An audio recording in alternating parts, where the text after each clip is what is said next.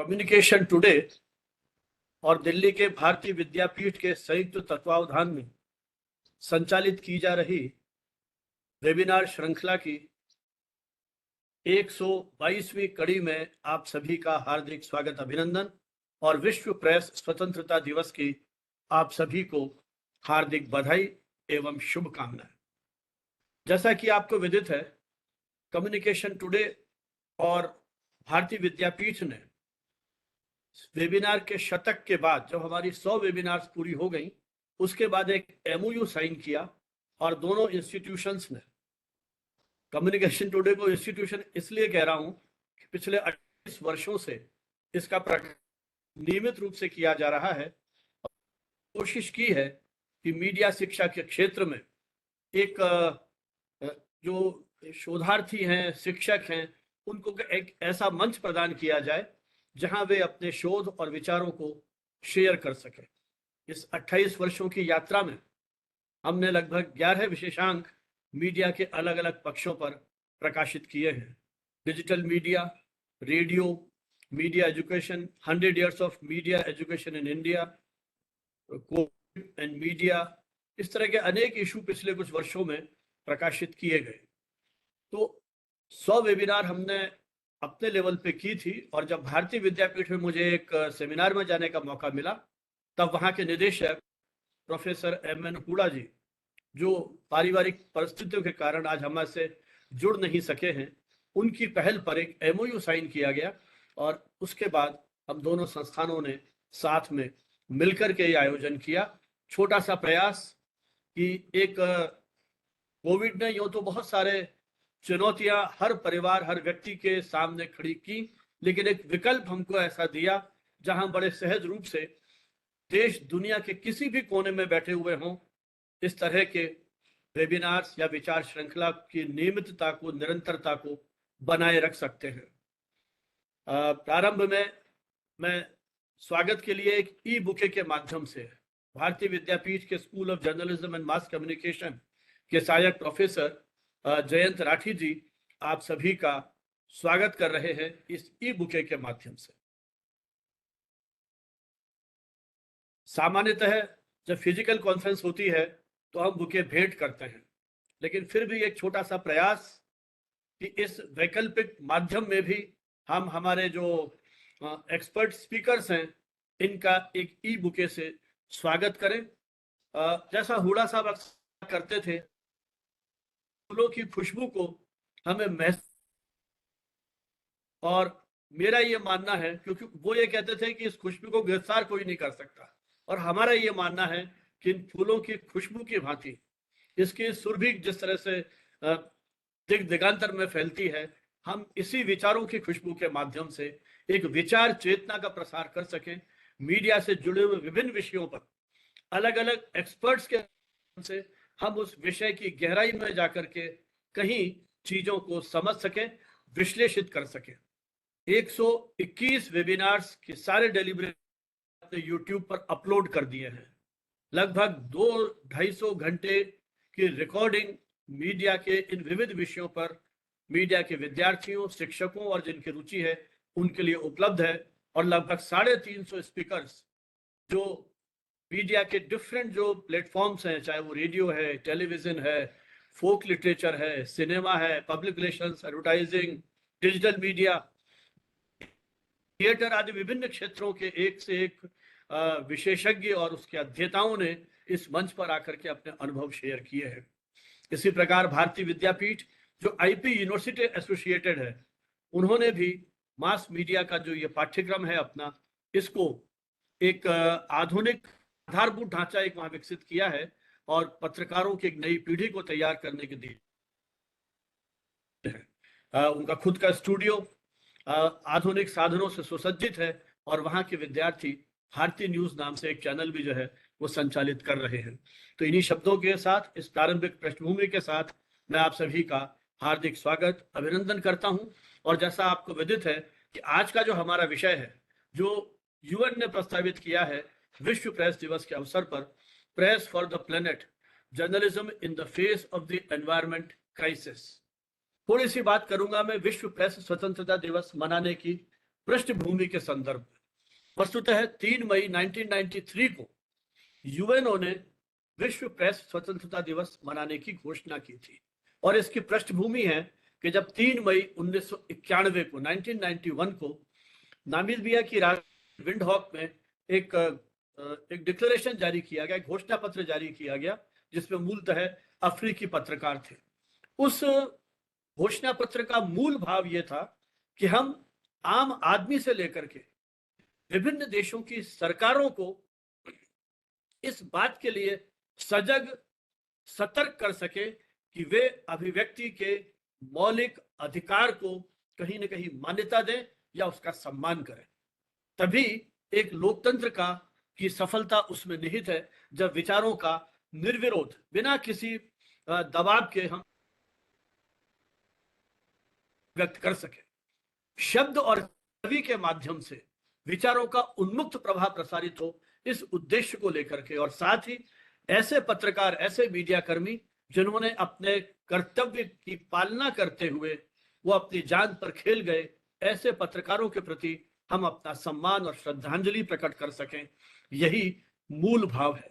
कालांतर में 1997 में यूनेस्को ने कोलंबियाई पत्रकार उनके सम्मान में एक पुरस्कार की घोषणा की, ऐसे पत्रकारों के लिए जिन्होंने अपनी असाधारण क्षमता को प्रदर्शित करते हुए बड़े साहस के साथ निर्भीक पत्रकारिता का जो है अंगीकार किया है। बहुत बड़ी परंपरा है। जिस पत्रकार के, कोलंबियाई पत्रकार थे, उनका ऑफिस के बाहर उनकी हत्या कर दी जाती है। करीब 35 साल से पत्र का संपादन कर रहे थे, उनके घर को बम से उड़ा दिया जाता है, उनके वकील की हत्या हो जाती है, घर में आग लगा दी जाती है। न जाने कितनी परेशानियों को उन्होंने सहन किया। और हमारे देश की भी यह परंपरा रही है। जो पहला पत्रकार था 29 जनवरी 1780 को, जेम्स ऑगस्टस हिक्की ने जो पहला अखबार निकाला, हालांकि वो ब्रिटिश पत्रकार थे। पत्रकार तो क्या थे, बेसिकली तो एक व्यापारी के रूप में ही आए थे, लेकिन अखबार शुरू किया। उस व्यक्ति ने भी, विस्तार से मैं नहीं जाऊंगा, अभिव्यक्ति स्वतंत्रता के लिए बहुत बड़ा बलिदान दिया और किसी तरह का समझौता नहीं किया। चाहे न्यायपालिका है, चाहे व्यवस्थापिका है, कार्यपालिका है, सभी की उन्होंने तीखे प्रहार किए और अंततः जेल की यात्राएं करनी पड़ी। और हमारे देश का आजादी का संग्राम इस बात का साक्षी है। उस समय के अनेक पत्रकारों ने, लेखकों ने, चिंतकों ने अभिव्यक्ति की स्वतंत्रता के लिए अविराम संघर्ष किया।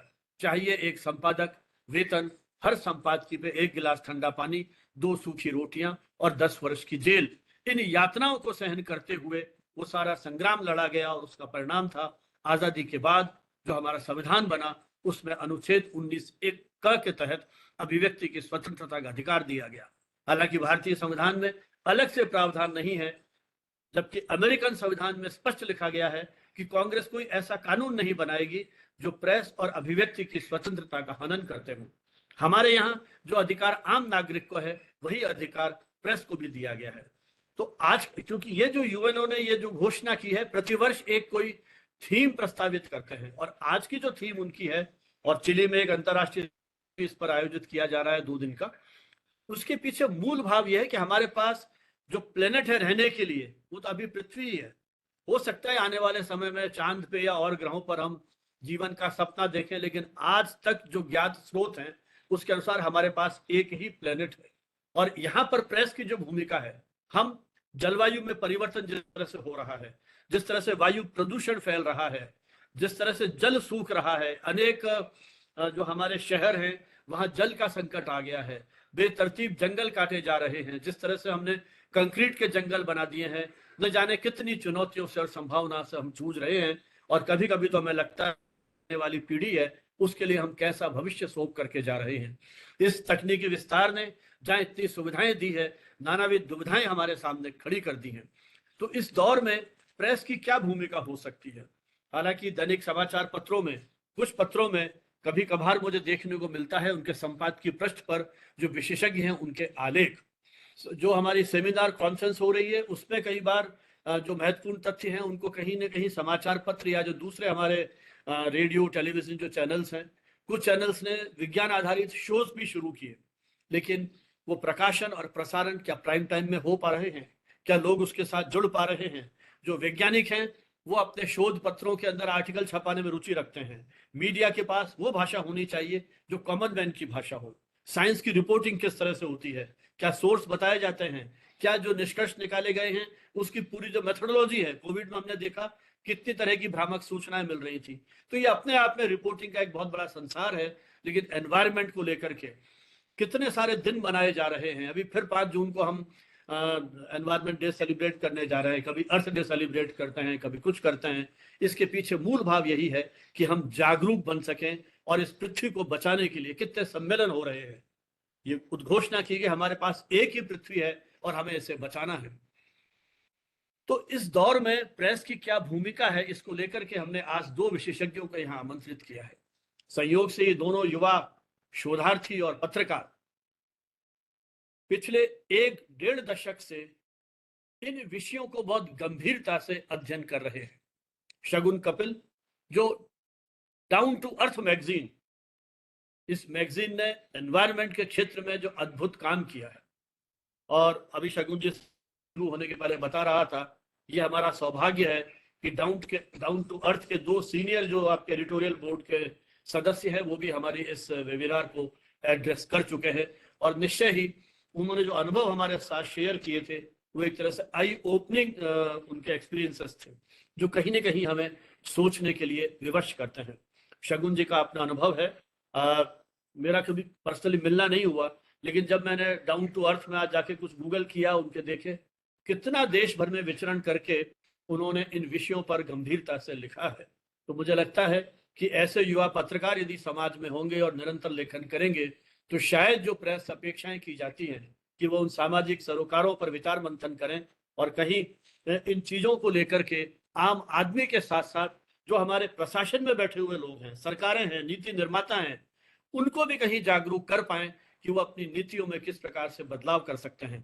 डाउन टू अर्थ जिस तरह से शोध आधारित गंभीर विवेचन विश्लेषण कर रहे हैं, उस टीम की एक सक्रिय सदस्य ये हमारा सौभाग्य है कि जो पिछले 5 साल से इसमें जुड़ी हुई है।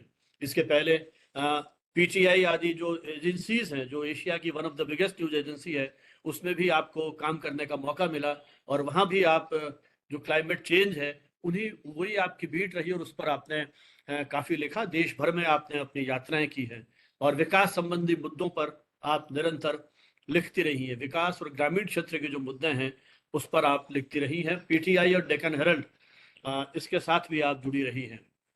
तो इन्हीं के साथ डॉक्टर निशांत भारद्वाज, और निशांत जी के माध्यम से ही हम शगुन तक पहुंचे थे।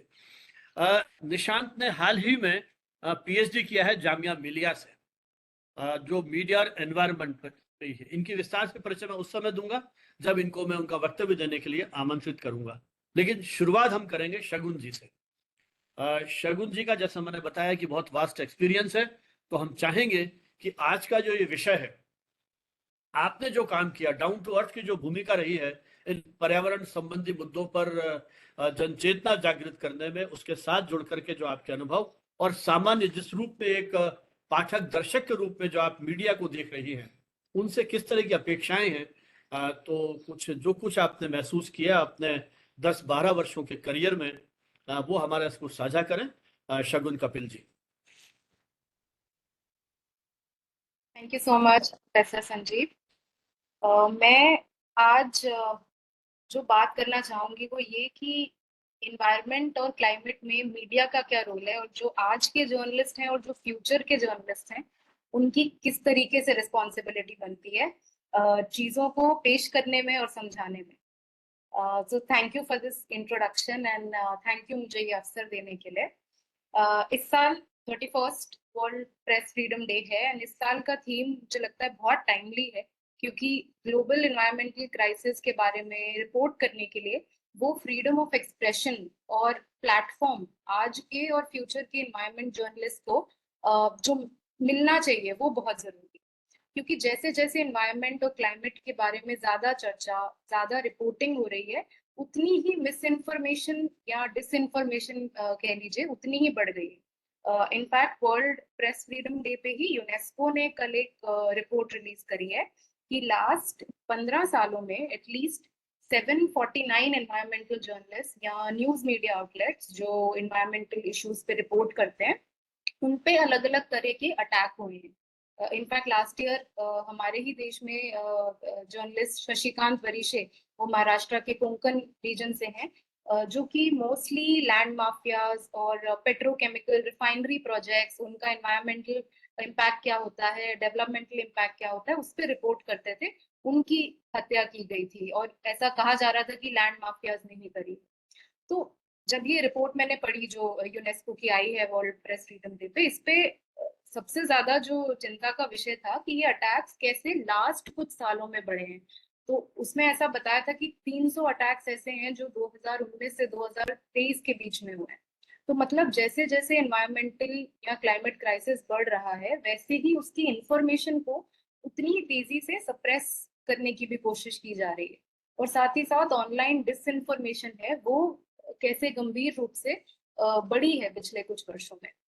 तो ऐसे टाइम पे बहुत जरूरी है कि ज्यादा से ज्यादा एनवायरमेंट या क्लाइमेट जर्नलिस्ट एक साइंटिफिक नजरिए से इश्यूज को रिपोर्ट करें, डिसइंफॉर्मेशन को काउंटर करें, और उनको वो करने के लिए सही प्लेटफॉर्म एक मीडिया ऑर्गेनाइजेशन द्वारा दिया जाए। अगर मैं इंडिया की बात करूं तो अभी भी बहुत सारे न्यूज रूम्स में क्लाइमेट चेंज रिपोर्टिंग जो है वो डिजास्टर रिपोर्टिंग तक सीमित है, जिसको हम इवेंट बेस्ड रिपोर्टिंग कह सकते हैं।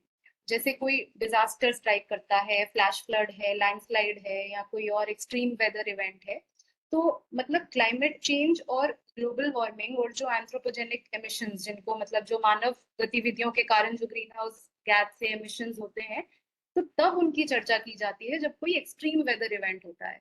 और मैं यहाँ पे ब्रॉडकास्ट जर्नलिज्म की ज्यादा बात करूंगी, क्योंकि आज भी देश में ज्यादातर लोग जो है जो न्यूज कंज्यूम करते हैं वो टीवी चैनल्स के थ्रू करते हैं। मुझे लगता है प्रिंट जर्नलिज्म में इस मामले में काफी सुधार हुआ है। एटलीस्ट जो मेन स्ट्रीम न्यूज़पेपर्स हैं या डिजिटल मीडिया है, उनमें अब अलग सेक्शंस भी आते हैं एनवायरनमेंट के बारे में, क्लाइमेट के बारे में, अलग अलग पेजेस डेडिकेटेड हैं कुछ जगह पे। पर जो प्राइम टाइम न्यूज डिबेट्स हैं, उसमें आज भी अनफॉर्चुनेटली उतनी चर्चा इन विषयों पे देखने को नहीं मिलती। और अधिकतर ऑर्गेनाइजेशंस में आज भी क्लाइमेट चेंज इन्वायरमेंट बीट का एक सबसेट में कवर किया जाता है, जिसके लिए सिर्फ एक ही रिपोर्टर को डिप्लॉय किया जाता है और वही पूरा क्लाइमेट, पूरा एनवायरमेंट का जो भी हर चीज से लिंक है वो सब कुछ कवर करते हैं। तो ये रिकॉग्नाइज करना बहुत जरूरी है कि आज देश की सबसे बड़ी स्टोरी जो है वो क्लाइमेट है। और ये बात जर्नलिस्ट और न्यूज ऑर्गेनाइजेशंस और इनफैक्ट जो आज के जर्नलिज्म स्टूडेंट्स हैं, जो हमारे फ्यूचर जर्नलिस्ट होंगे, उनको ये समझना सबसे जरूरी है। जब मैंने भी रिपोर्टिंग करना शुरू किया था, उस समय पे मैंने भी ऐसा सोचा था कि मुझे पॉलिटिकल रिपोर्टिंग करनी है फ्यूचर में। पर जैसे जैसे एनवायरनमेंट रिपोर्टिंग में इंटरेस्ट हुआ, इश्यूज पे लोगों से या एक्सपर्ट से बात करना शुरू की, तब रियलाइज हुआ कि बाकी सारे जितने भी इश्यूज हैं वो सब बहुत छोटे पड़ जाते हैं कहीं ना कहीं क्लाइमेट चेंज के आगे।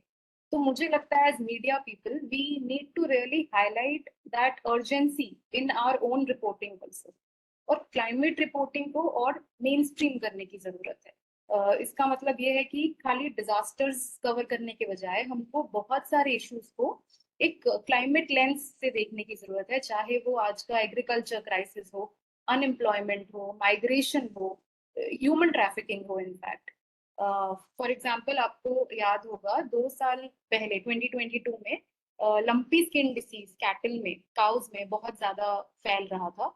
एंड मैं उसकी रिपोर्टिंग करने के लिए राजस्थान में गई थी, बीकानेर एरिया में, क्योंकि राजस्थान एक one of the top states थी जहाँ पे सबसे ज्यादा कैटल की डेथ हो रही थी लंपी स्किन डिसीज की वजह से। और तब मुझे समझ आया कि इसमें भी कैसे क्लाइमेट चेंज का एक एंगल है। वो ऐसे हो रहा था कि क्योंकि ये डिसीज वेक्टर बॉर्न है, तो मक्खी मच्छर से ज्यादा फैलता है। और उस समय पे बीकानेर एरिया में ऐसा हुआ था कि जनरली बारिश, पता है राजस्थान में उतनी नहीं रहती है। एवरेज जो राजस्थान का मॉनसून है उसका मिलीमीटर में मतलब बहुत कम है। पर उस समय ऐसा हुआ था कि मुझे जहां तक याद है सम 200% इंक्रीज हुआ था बारिश में उस महीने में जब लंपी स्किन डिसीज फैल रहा था। और उस बारिश की वजह से जो ये वेक्टर्स हैं, जो इंसेक्ट्स हैं, मच्छर मक्खी, वो सब की बहुत तेजी से आबादी बढ़ गई थी, और वो जो वायरस कैरी कर रहे थे उसकी वजह से बहुत ज्यादा ये डिसीज फैल गया था और कैटल की इतनी डेथ हो रही थी, लाइवलीहुड, फार्मर की लाइवलीहुड का इतना नुकसान हो रहा था, मिल्क का क्राइसिस हो गया था। तो ऐसे ही हर बीट पे क्लाइमेट रिपोर्टिंग हो सकती है। फॉर एग्जाम्पल अगर हम फूड इन्फ्लेशन की बात करते हैं, पिछले कुछ समय में याद होगा कि पल्सेस में काफी इन्फ्लेशन चल रहा था, प्राइसेस हाई थे, और उसका एक कारण ये था कि हम जिन कंट्रीज से इंपोर्ट करते हैं, क्योंकि हम इंपोर्ट डिपेंडेंट कंट्री है अगर पल्सेस की बात की जाए तो फॉर एग्जांपल मोजाम्बिक से हमें काफी भारी मात्रा में पल्सेस इंपोर्ट करते हैं, तो वहां पे काफी ड्राउट चल रही थी, वहां पे बहुत ड्राई कंडीशन चल रहे थे और हमारे पास भी स्टॉक उतना नहीं आ रहा था क्योंकि ग्लोबली वो इम्पैक्ट देखने को मिल रहा था। तो इसीलिए प्राइसेस बढ़ रहे थे क्योंकि सप्लाई कम थी। और मिल्क प्राइसेस भी पिछले साल काफी हाई थे और उसके भी डिफरेंट फैक्टर्स थे, पर एक फैक्टर ये था कि हीट स्ट्रेस बढ़ रहा है। इनफैक्ट कल ही मैं जयपुर में थी और मैं डेयरी फार्मर से इंटरेक्शन कर रही थी और वो बता रहे थे कि कैसे एक्सेस हीट में मिल्क की यील्ड, वो तो पता ही है खैर समर मंथ्स में मिल्क की यील्ड कम हो जाती है, बट अभी जो हीट चल रही है, मतलब जो नॉर्मल टेम्परेचर से ऊपर जा रहे हैं, नॉर्मल की अब डेफिनेशन ही बदल गई है, तो उसके ऊपर से चारे की कमी, क्योंकि बारिश नहीं हो रही है तो ड्राई फॉडर नहीं है, तो कैटल की हेल्थ ही नहीं आ रही है, तो वो दूध कहाँ से देगी। तो वो अपने लाइवलीहुड क्राइसिस की बात कर रहे थे कि उनके इस वजह से उनके लाइवलीहुड पे क्या इम्पैक्ट आ रहा है और इससे मिल्क शॉर्टेज हो सकती है आने वाले टाइम पे। आपने पढ़ा होगा कि इस साल हीट वेव का क्या प्रोडिक्शन है, और फिलहाल ईस्ट इंडिया में स्पेशली कोलकाता और ओवरऑल वेस्ट बंगाल में रिकॉर्ड टेम्परेचर्स गए हैं अप्रैल के महीने में। एंड कल हमने डाउन टू अर्थ में रिपोर्ट किया कि इसका लिंक जो है वो नॉर्थ वेस्टर्ली ड्राई विंड्स के साथ है। तो ऐसे ही अगर हम एक्सेस रेनफॉल या लो रेनफॉल, ड्राउट लाइक सिचुएशंस की बात करते हैं, तो जरूरी है हम इंडियन ओशन की वार्मिंग के बारे में रिपोर्ट करें, जो लार्जर ट्रेंड्स हैं उनको लिंक करें, बे ऑफ बंगाल में जो टेम्परेचर्स का पैटर्न है, ये सब चीजें हमने अपने स्कूल्स में पढ़ी हैं, तो उन सबको अपने सिलेबस में पढ़ी हैं, तो उस सबको आज साइंटिस्ट की मदद से समझने की, फील्ड एक्सपर्ट्स की मदद से समझने की, एंड देन समझाने की ऑडियंस को, जितना सिंपल हो सके, जितनी सिंपल लैंग्वेज में पॉसिबल हो, वो समझाने की बहुत जरूरत है जर्नलिस्ट को। और इसके बाद क्लाइमेट चेंज का link with water, land, agriculture, different communities, इन सब के साथ जोड़ना बहुत जरूरी है, तभी लोगों का उसको असर पहुंचेगा, जब उनको ये समझ आएगा कि उनकी लाइफ पे इसका क्या इफेक्ट पड़ने वाला है। तो as journalist and as future journalist, responsibility ये है कि क्लाइमेट स्टोरी को हमें ह्यूमनाइज करना है, हमें लोकलाइज करना है। फॉर एग्जाम्पल हीट की बात हो रही है, तो अभी थोड़े दिन पहले आईएलओ, जो कि इंटरनेशनल लेबर ऑर्गेनाइजेशन है, उन्होंने एक रिपोर्ट रिलीज की थी कि इस हीट से वर्कर्स पे क्या इफेक्ट पड़ेगा, जो लेबरर्स हैं, उनकी सेफ्टी और हेल्थ पे क्या असर पड़ेगा। तो हम इस स्टोरी को इंडिया के पर्सपेक्टिव से कैसे ले सकते हैं कि इंडिया ऐसी कंट्री है जहाँ बहुत वर्कर लेबर डिपेंडेंट कंट्री है, एग्रीकल्चर में या आउटडोर जॉब्स में मैक्सिमम लोग काम करते हैं, तो उनकी अगर हेल्थ पे इफेक्ट पड़ेगा, अगर वो काम नहीं कर पाएंगे, तो अल्टीमेटली उनकी प्रोडक्टिविटी पे फर्क पड़ेगा और उसका असर अल्टीमेटली देश की इकोनॉमी पे उसका इम्पैक्ट होगा। क्योंकि जब हम ये सब चीजें जोड़ेंगे, तभी इसका लिंक हम पॉलिसी मेकिंग के साथ कर सकते हैं। हम सरकार पे जोर डाल सकते हैं कि पॉलिसीज ऐसी लाई जाए जो कि क्लाइमेट चेंज या एनवायरनमेंट के को देख के बनाई जाए, फ्यूचर पॉलिसीज। हमारी आज की जो पॉलिसीज हैं किसी भी मिनिस्ट्री की, फॉर एग्जांपल जैसे हम हीट और लेबर की बात कर रहे थे, तो लेबर पॉलिसी या इंडस्ट्री पॉलिसी में हम किस तरह के कूलिंग सॉल्यूशंस ला सकते हैं, फैक्ट्रीज में किस तरह के कूलिंग सॉल्यूशंस की जरूरत है, या हम कैटल की बात कर रहे हैं जिनको हीट स्ट्रेस है, तो उनके लिए उनके शेड्स में किस तरह के कूलिंग, तो ये सब चीजों के बारे में हमें सोचना पड़ेगा एज एज अ कंट्री। और ये तभी सोच पाएंगे जब हम जो जमीनी हकीकत है, जो कम्युनिटीज जिन पे इनका सबसे ज्यादा असर पड़ रहा है, उनसे जाके बात करेंगे, उनसे मिलेंगे, बहुत लोकलाइज तरीके से और ह्यूमनाइज तरीके से हम इन स्टोरीज को पेश करेंगे, तो जाके हम आगे इसको लिंक कर सकते हैं पॉलिसी मेकिंग के साथ। मेरी तरफ से फिलहाल के लिए इतना ही। जी बहुत बहुत आभार शगुन जी।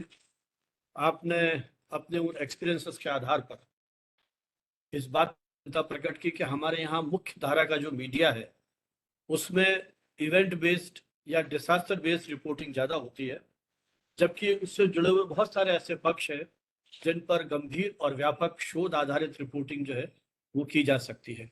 और ये महत्वपूर्ण बात रेखांकित की कि किसी हर बीट है उसमें गुंजाइश निकल सकती है। बहुत से उदाहरण आपने दिए कृषि को लेके, किसानों को लेके। मुझे लगता है कि इस क्षेत्र में वही लोग शोध की प्रवृत्ति हो और कहीं उन सामाजिक सरोकारों से वो गहराई से जुड़े हुए हैं। हर युवा पत्रकार की इच्छा होती है पॉलिटिकल कनेक्शंस बने और पॉलिटिकल रिपोर्टिंग करें, जैसा उन्होंने कहा कि प्रारंभ में उनकी भी यही इच्छा थी। लेकिन एक बार जब इसमें कोई डूब जाता है तो मुझे लगता है फिर पीछे मुड़ के नहीं देखता है। और जो बात आपने कही कि भाषा सरल सहज हो, सबसे बड़ी चुनौती यह है कि इस तरह की खबरों को आप किस तरह से रोचकता के साथ, सरल सुबोध ढंग से, क्योंकि इसमें डेटा बड़ा इंपॉर्टेंट है और जब वैज्ञानिक खोज की आप बात करते हैं तो वो आप सरल सहज भाषा में उन सिद्धांतों को, उसकी दूरगामी प्रभावों को कैसे विश्लेषित करते हैं। तो इस दिशा में जो लोग डाउन टू अर्थ के पाठक हैं वो जानते हैं। अब तो हिंदी इंग्लिश दोनों भाषाओं में निकल रही है और शायद और भी भाषाओं में हो सकता है, भाषाई पत्रकारिता में इस तरह के प्रयास किए हो, लेकिन हिंदी इंग्लिश दोनों भाषाओं में जिस तरह से उन्होंने काम किया और एक आंदोलन की शुरुआत की है, निश्चय ही बहुत ही समृद्ध अनुभव आपका है।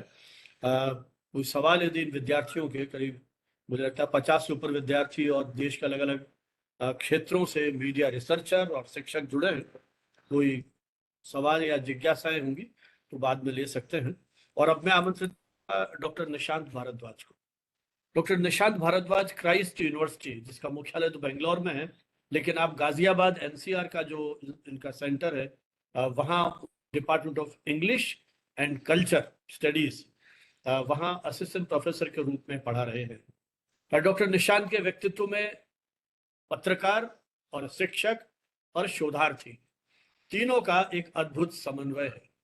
PTI, Uni, all India radio, तीनों के साथ आपका लगभग 5-7 साल का जुड़ाव रहा है। एजेंसीज में काम करने के साथ साथ ऑल इंडिया रेडियो के एडिटोरियल डेस्क पर भी आप काफी समय तक जुड़े रहे। और जामिया मिलिया से, जैसा शुरू में मैंने कहा था, आपने मीडिया और एनवायरनमेंट विषय पर पीएचडी किया है उस थीम के ऊपर। और जो मुख्य आपका स्टडी का जो एरिया था वो बिहार था। तो आपके जो मुख्य रुचि के विषय हैं या क्षेत्र हैं वो उनके शोध से स्पष्ट है कि मीडिया एनवायरनमेंट के साथ साथ डेवलपमेंट कम्युनिकेशन, विकास संचार और डिजिटल मीडिया जो है उसमें आपका विशेष रुचि रही है। डॉक्टर निशांत देश के प्रबुद्ध जो प्रतिष्ठित संस्थान उनके साथ भी अध्यापन के साथ जुड़े हुए हैं। Indian institute of mass communication, वहाँ आपने उनका जो डिजिटल मीडिया वाला पेपर है उसकी क्लासेस ली हैं। और मेरी जो इनसे डायरेक्ट पहुंच है वो उसी आईएनसी के थ्रू हुई जहाँ मेरे एक विद्यार्थी प्रोफेसर राकेश गोस्वामी काम कर रहे हैं। उन्हें आइडिया था इनकी रिसर्च के बारे में, तो उन्होंने जब मुझे इनका रेफरेंस दिया, फ़ोन नंबर दिया, तो मैं इन तक पहुंचा। और मेरे लिए सुखद आश्चर्य की बात थी कि मेरा फ़ोन नंबर इनके पास सेव्ड था। पता नहीं कैसे, क्या है, हो सकता है कभी बात हुई हो। तो इस तरह से मैं इनके पास पहुंचा। संयोग से ये लेडी श्रीराम कॉलेज में भी पढ़ाते हैं। वहाँ भी हमारी स्टूडेंट है डॉक्टर वर्तिकानंदा, जो वो हेड कर रही है डिपार्टमेंट। तो इंस्टीट्यूट ऑफ होम साइंस, वहाँ भी आप पढ़ा रहे हैं। तो कहने का मतलब यह है कि आपका एक्सपोजर मल्टी डायमेंशनल है। आईसीएसआर की फेलोशिप आपको मिल चुकी है और उस पर भी आपने रिसर्च किया है। तो हार्डकोर जर्नलिज्म से ये कन्वर्ट होते हैं टीचिंग की ओर। तो जैसा मैंने आपसे कहा कि एक पत्रकार के रूप में, शिक्षक के रूप में, शोधार्थी के रूप में इन विषयों को बहुत निकटता से, गहनता के साथ देखा, परखा और समझा है। तो आज का ये महत्वपूर्ण दिन, विश्व प्रेस स्वतंत्रता दिवस, और जैसा शुरू में बात हुई कि इसका विषय एनवायरनमेंट को लेकर के, तो आइए निशांत जी से सुनते हैं उनके अनुभव कि वो इन सारी चुनौतियों को, इन सारे मुद्दों को एक शोधार्थी, शिक्षक और पत्रकार के रूप में किस तरह से देखते, समझते और विश्लेषित करते हैं। भाई निशांत भारद्वाज।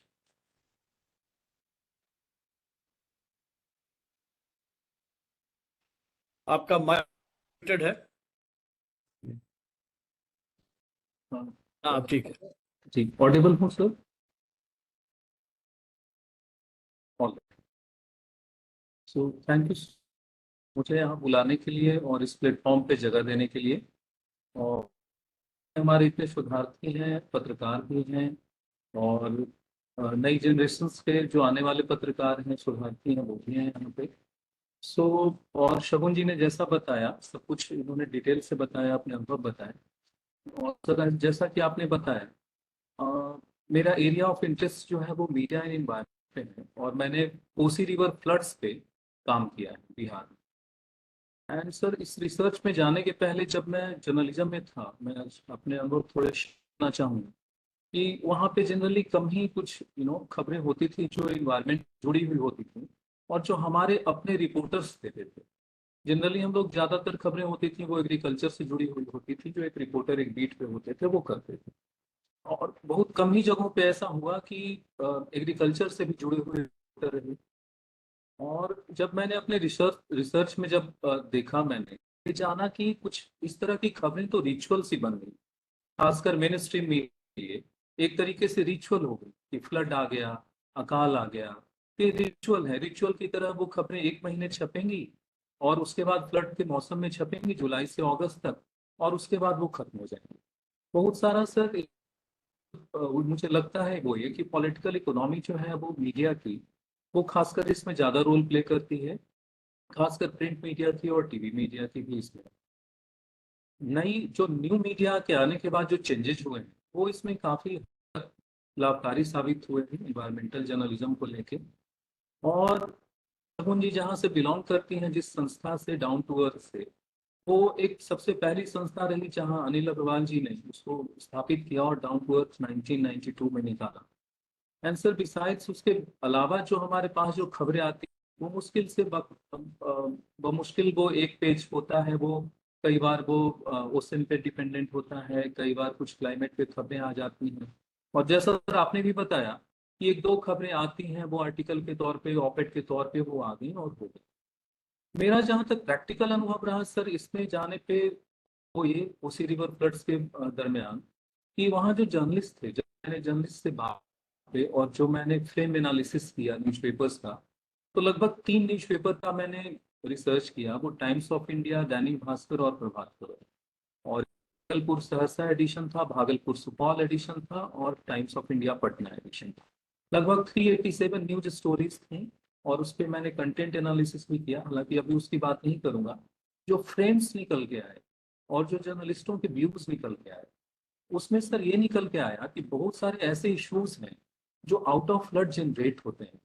उसका डायरेक्ट कोई फ्लड से जुड़ा हुआ मामला नहीं है, बल्कि मतलब डायरेक्ट फ्लड फ्लड से भी जुड़ा हुआ मामला है, लेकिन बहुत सारी ऐसी चीजें हैं जो उससे इंटरकनेक्टेड है। उसमें से सर माइग्रेशन एक सबसे बड़ा इशू निकल के आया। जैसा कि शगुन जी ने भी बताया, बहुत सारे ऐसे इश्यूज हैं, ट्रैफिकिंग है, ह्यूमन ट्रैफिकिंग है, बहुत सारे ऐसे इश्यूज हैं जो वो निकल के आए, जैसे कि माइग्रेशन है, लैंड पैटर्न में चेंजेस जो निकल के आए, हेल्थ इश्यूज निकल के आए। जब बाढ़ आता है सर, तो उसमें 3 महीने पढ़ाई नहीं हो पाती है वहाँ पे। और हेल्थ इश्यूज ऐसे हैं कि प्रेग्नेंट वुमेन हो, या फिर स्नेक बाइटिंग के केसेस हैं। तो ये सारी चीजें हैं जो सब उससे linked हैं। और ये सब सारी जो लिंक्ड है, वो बाढ़ जो लिंक्ड है, उसमें एक बड़ी चीज निकल के आई सर, कि जो मैनमेड जो इंट्रूजन है हमारे नेचुरल जो सेटिंग में, सेटअप में, जैसे कि कोसी रिवर है, उस पे एक इम्बैंकमेंट बना दिया गया है। लगभग 100 से 125 किलोमीटर तक का नदी के दोनों तरफ बांध बना दिया गया है। अब पहले जो नदी बहती थी, फ्री फ्लो बहती थी, अब वो बांध बना दिया गया। अब वो पूरा इकोसिस्टम उस पर डिपेंड कर रहा था। और लाखों, around sir millions of people every year they get displaced.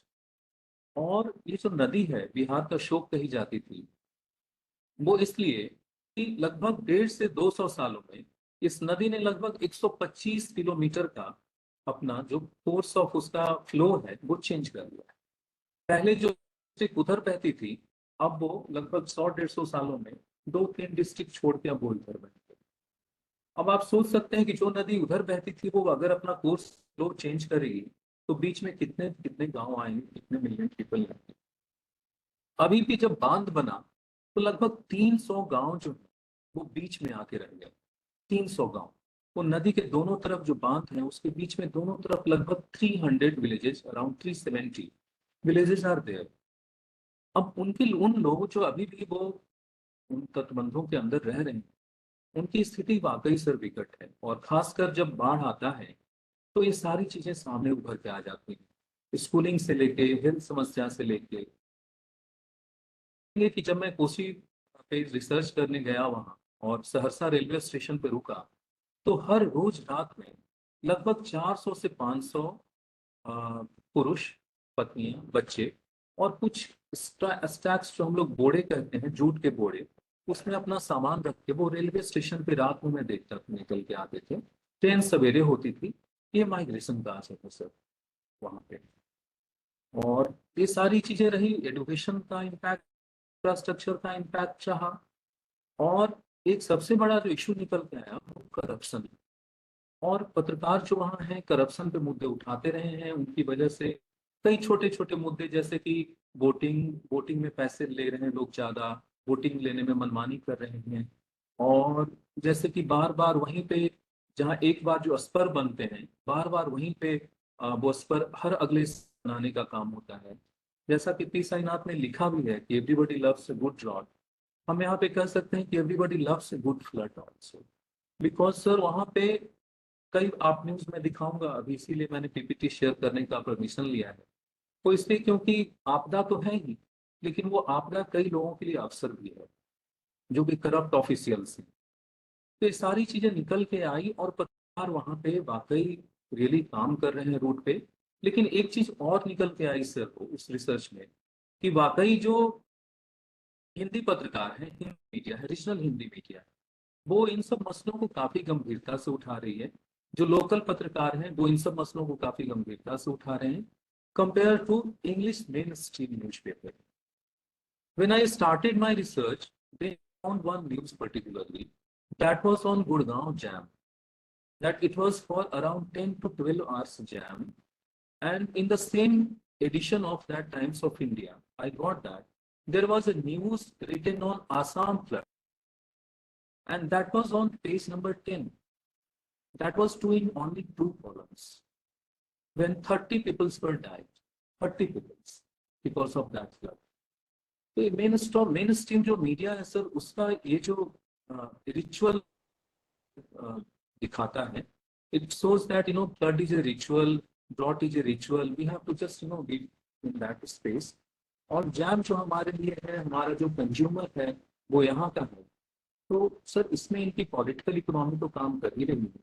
और खासकर जहाँ से सगुन जी हैं, वैसे हमारे ऑल्टरनेटिव मीडिया के जो चैनल्स हैं, और जो खासकर कुछ यूट्यूब्स हैं और कुछ ब्लॉग्स हैं, वो रियली अपना रोल बहुत बखूबी निभा रहे हैं। ये सारी चीजें निकल के आई हैं। अब चूंकि समय काफी कम भी है, इसलिए मैं चाहूंगा कि थोड़ा सा जो हमारा थीम है हम उस पर भी आ जाए। वर्ल्ड प्रेस फ्रीडम डे है आज हमारे पास, और इंडिया की रैंकिंग जो रिपोर्टर्स एंड बॉर्डर्स उसके द्वारा जो रैंकिंग जारी की गई है वो 159 है। 159, 159वें नंबर पे है। 2 कदम हम लोग 2 सीट्स आगे बढ़े हैं, लेकिन हम लोग बांग्लादेश, पाकिस्तान, श्रीलंका से भी नीचे हैं। ये काफी सेंसिटिव मसला भी है, काफी सेंसिटिव इशू कि वर्ल्ड प्रेस फ्रीडम जो रैंकिंग है उसमें हमारी पोजीशन काफी कम है। जैसा कि शगुन जी ने बताया भी, कि कई सारे, आपने भी बताया कि कई सारे पत्रकार हैं, इन सब मुद्दों को लिखते लिखते उन पे कैसे कैसे आघात किए गए। खासकर जो बड़ी बड़ी कंपनियां हैं, खासकर जो बड़ी बड़ी कंपनियां जो छत्तीसगढ़ में है, जो झारखंड में है, उड़ीसा में है, इन पे रिपोर्टिंग करना वाकई आसान नहीं है। वो सिर्फ, कई बार जब मसले उठते हैं तो सिर्फ उनकी नौकरी एक होती है और संस्था उनसे किनारा कर देती है। तो ऐसे भी कई परिस्थितियां निकल के आई। एक बहुत बड़ा मसला जो ये निकल के आया सर, वो है कि जो पॉलिटिक्स में हमारे पास जो इश्यूज हैं, जो हमारे जो पॉलिटिकल पार्टीज हैं, वो इन्वायरमेंट को काफी कम स्पेस दे रही है। जो इन्वायरमेंटल पॉलिटिक्स है वो हमारे पास कहीं नहीं है। People talk about different issues, but no one talks about the environment. And in their जो उनका जो प्रारूप होता है, उनकी जो अगले 5 वर्ष की जो योजनाएं होती हैं, उसमें मुश्किल से एक दो चीजें ऐसी निकल के आती हैं। अदरवाइज सारे जो हमारे बेनिफिट्स हैं, जो कुछ वैसी चीजें हैं जो वो टीवी और रेडियो और वो ये चीज देना चाहते हैं, वो हमें सोचने की जरूरत है कि क्या वाकई हमारी जो राजनीति है वो क्या वाकई हमें उतना स्पेस देती है कि हम हम इन्वायरमेंटल पॉलिटिक्स की बात करें। क्या हमारे जो एकेडमिशियंस हैं, जो हमारे जर्नलिस्ट हैं, जो हमारे ऑपेड राइटर्स हैं, क्या वो वाकई इन्वायरमेंटल पॉलिटिक्स की तरफ ध्यान दे रहे हैं, या सिर्फ एक आइडेंटिटी पॉलिटिक्स की तरफ बढ़े चले जा रहे हैं? एक सबसे बड़ा फर्क है सर, जो वर्ल्ड जो इन्वायरमेंटल प्रोटेस्ट हुए हैं और जो इंडिया का इन्वायरमेंटल प्रोटेस्ट है, जैसे कि साइलेंट वैली रिवर जो केरला में वेस्टर्न घाट्स में हुआ सबसे पहले इन 1970s, उसमें लोकल हमारे न्यूज़पेपर्स ने तो सपोर्ट किया था। उसके बाद चिपको मूवमेंट हुआ, उसके बाद एपिको मूवमेंट हुआ। ये सारे मूवमेंट्स जो हुए, इसमें एक वर्ल्ड और इंडिया, अगर इन दोनों को कंपेयर करें तो उसमें निकल के आता है कि जो वर्ल्ड के जो इन्वायरमेंटल मूवमेंट्स हुए, उसमें mainly middle class has played its role. But while in India, जो सबसे ज्यादा मार्जिनलाइज पीपल हैं, जो उस पर डिपेंडेंट है, उस फॉरेस्ट प्रोड्यूस, उस इन्वायरमेंटल प्रोड्यूस पे जो डिपेंडेंट है, उन्होंने फाइट किया इसके लिए। नर्मदा बचाओ आंदोलन से लेके चिपको मूवमेंट से लेके एपिको मूवमेंट से लेके अभी भी कई सारे मूवमेंट्स जो हो रहे हैं, उसमें जो हमारा मार्जिनलाइज सेक्शंस हैं, पेरिफेरी लोग रह रहे हैं, वो लोग सबसे पहले सामने। और इंग्लिश मीडिया है, मैं अभी मेरे पीपीटी में मेरे पास था, लेकिन अब चूंकि इनका क्रम चल पड़ा इसलिए मैं उस पर नहीं जा रहा हूँ। जब चिपको मूवमेंट रेनी गांव में, उत्तराखंड के रेनी गांव में, तो वहां पे अनुपम मिश्र जो गांधी पीस फाउंडेशन से जुड़े रहे, और मुझे लगता है संजीव भानावत सर जानते ही होंगे, अनुपम मिश्र जी रहे जिन्होंने मार्ग पत्रिका भी निकाली और संपादक रहे उसके। और उन्होंने कितने खरे हैं तालाब जैसी पुस्तक भी लिखी, और इन्वायरमेंट पे बाकायदा वो लिखते रहे, हमेशा लिखते रहे। वो सबसे पहले वो उन्होंने जाके फ्रीलांस रिपोर्टर के तौर पे उन्होंने रिपोर्टिंग की उसकी, चिपको मूवमेंट की, और तब जाके इंग्लिश मीडिया ने उसको फॉलो करना शुरू किया। और इसी बीच एक दो इंटरनेशनल मीडिया थे, उन्होंने फॉलो शुरू कर दिया। तब जाके इंडियन मीडिया ने फॉलो करना शुरू किया। तो थोड़ा सा ये माइंडसेट भी हमारे पास ये है कि जो हमारे जो मार्जिनलाइज सेक्शंस के लोग हैं, उनकी बातों को हम कितना, और जो मेन स्ट्रीम मीडिया हमारा कितना निकाल के ला पाता है, जो खासकर उनके इन्वायरमेंटल कंसर्न्स हैं, खासकर उनकी जो जिंदगियां हैं वो उन पे टिकी हुई हैं, उनके फॉरेस्ट प्रोड्यूसेस पे। और ऐसा भी नहीं है कि वो काफी एंथ्रोपोजेनिकल एक्टिविटीज के कारण वो इन्वायरमेंटल डिग्रेडेशन कर रहे हैं, ऐसा भी नहीं है। They are very much in in correlations with like forest and produce and environmental natural setup, और उनसे कोई हार्म हमारा नहीं होता।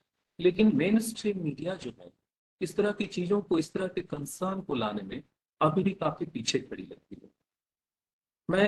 हमारे पास एक पेपर भी है, जब मैं मीडिया एंड पब्लिक अफेयर्स पढ़ाता हूँ, उसमें एक पेपर भी है डिजास्टर मैनेजमेंट कम्युनिकेशन। खासकर उसमें ओवरऑल डिजास्टर पे हमारे पास है, लेकिन उसमें कई ऐसे उदाहरण आते हैं, जैसे लाइक 2004 का सुनामी फ्लड है हमारे पास। उसमें जो न्यू मीडिया है, और न्यू मीडिया के रूप को मैं ऑल्टरनेटिव मीडिया कहता हूँ, खासकर ब्लॉगर्स को, खासकर कुछ जो फ्री इंडिविजुअल वेबसाइट जो लिखने वाले हैं, जो रन करते हैं एडिटर्स। तो ये जो न्यू मीडिया का, जो ऑल्टरनेटिव मीडिया का प्लेटफॉर्म है, खासकर वो जो है उसने काफी रोल अपना प्ले किया। श्री पेराम्बदूर में कई ऐसी घटनाएं हुई जब वहां पे कुछ तूफान आया उस समय और मछुआरे अंदर चले गए, तो वहां पे कम्युनिटी रेडियो ने अपना रोल प्ले किया। फिर इन सब जो सुनामी में श्रीलंका के कुछ ब्लॉगर्स थे, उन्होंने अपना रोल प्ले किया। तो ये सारी चीजें जो हो रही हैं वो हमें ये दर्शाती हैं कि जो ऑल्टरनेटिव मीडिया है वो ज्यादा रोल इसमें प्ले कर रहा है। खासकर एक हानि जो मैंने ये पाया वो ये कि जो ओरिजिनल मीडिया है, ओरिजिनल हिंदी प्रिंट मीडिया है, उसमें इन्वायरमेंटल जो इश्यूज आ रहे हैं, उसमें सबसे ज्यादा हानि इस बात की हो गई कि हम लोगों ने खबरों को हाइपर लोकलाइज्ड कर दिया। Hyper localised, not only localised, but it became hyper localised. Professor Anup Kumar, who is in a Cleveland University and who has written a book, Making of Two States, on Uttarakhand protest, he wrote about this hyperlocalization. हाइपरलोकलाइजेशन ने एक सबसे बड़ा खतरा जो पैदा ये किया कि उसने जो हमारे इश्यूज थे उनको हाइपर लोकल कर दिया। अब वो इश्यूज हमारे पास नेशनल मीडिया में आ ही नहीं पाते, बन ही नहीं पाते। वो जो उनके 2 पेजेज आते हैं रीजनल, जो 2 पेजेस सप्लीमेंट्स होते हैं खास इस डिस्ट्रिक्ट के, उस डिस्ट्रिक्ट के, ये गंगानगर का पेज है, ये बीकानेर का पेज है, ये अजमेर का पेज है, वो उसमें दफन होकर रह जा रहे हैं।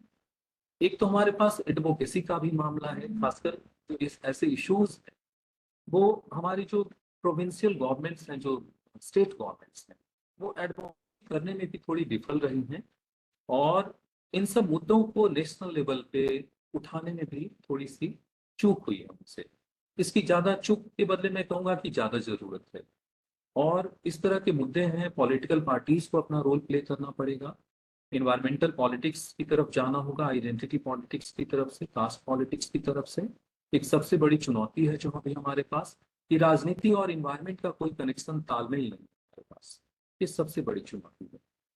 तो मुझे लगता है कि सर समय मेरा खत्म हो रहा है। मैं पीपीटी के थ्रू कुछ फोटोज दिखाना चाहता हूँ और उसके बाद मैं अपना समाप्त करूँ, मैं शेयर करूँ।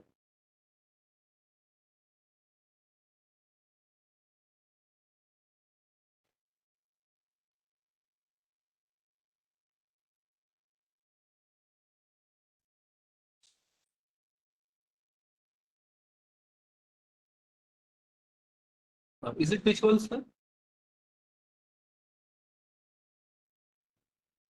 इज इट हाँ विजिबल? अब हाँ हाँ Yes, sir. शायद अभी अभी नहीं आए स्लाइड्स।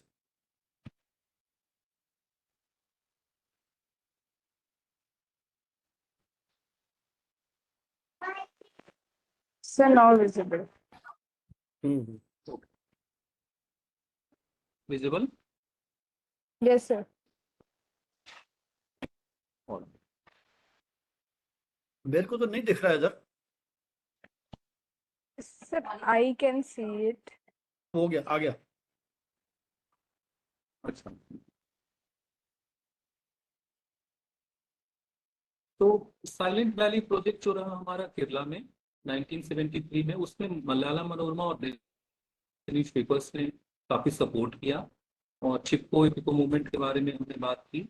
एक पत्रिका सर हमारे पास ये रही अधिके पत्रिके, ये कन्नड़ लैंग्वेज में है और इसने रेन वाटर हार्वेस्टिंग में काफी अपना योगदान प्ले किया है।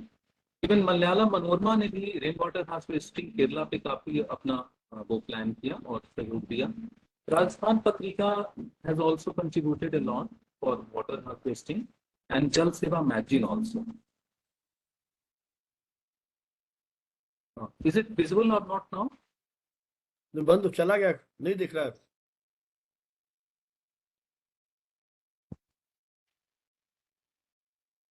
Again, I am doing this. Yeah.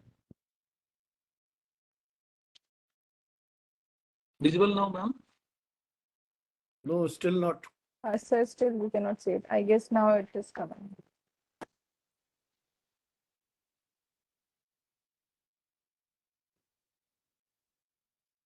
Has it come?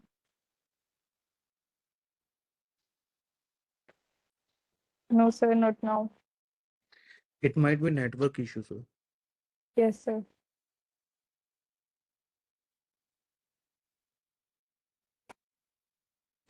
So now we can see it. All right, all right. Thank you. Is it visible? Yeah. All right. So that, which the river, this Kosi river, which I was talking about. And so this is the map which it has changed the course of flow. And this is the photo of Kosi river left side.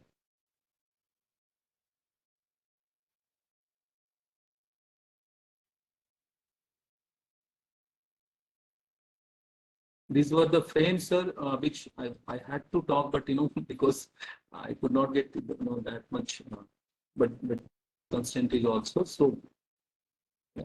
So there are some news, and which I had taken 8 frames. I had taken for just one framing analysis.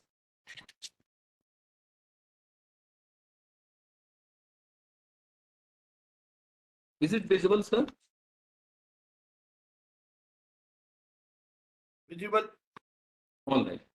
So this one, now I can see 2700 घरों में घुसा उसी के बाढ़ का पानी, जो है विलीन जिले के 20,000 परिवार इसके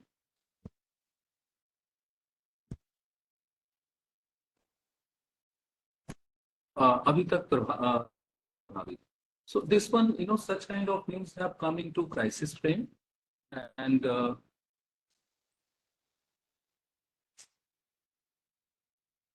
attribution of responsibility frame is attribution of responsibility frame as also there. The Mukhyamantri Nitish Kumar to officials.